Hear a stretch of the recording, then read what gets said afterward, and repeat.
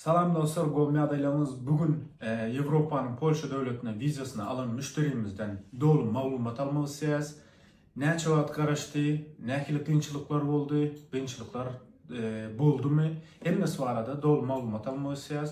Toyla özüm kıskaça dolu malumat verey. Ne çavat karıştı, kıyınçılıklar oldu mu? Öňülen salam doganlar Takama Vizany agzy bir kollektivine öz minnetdarlygymyny bildirýän. Takama Vizanyny bildirip Ýewropa vizasyna başvuru yaptım. Gysga bir wagtyň içinde çaklygym geldi. Çaklygym geldikden sonra Azerbayjana rendewe başvuru yaptım. Azerbayjana rendewe başvuru yaptıktan sonra Takama Vizany agzy bir kollektivi beni hava ilmandan garşy aldylar. Galjak yerim bilen üçin etdiler. Gerekli resmi namalarymı taýinlap vize merkezine tavşırmana yardımcı oldular. Vize merkezine tavşırdıktan sonra sonucumu bekledikten sonra öz Avrupa'da geçerli vizamı aldım. Bunun için Takama Vizany agzy bir kollektivine öz minnetdarlygymyny bildirýän. Her kim başaryp biler, ýolumuz açyk bolsun.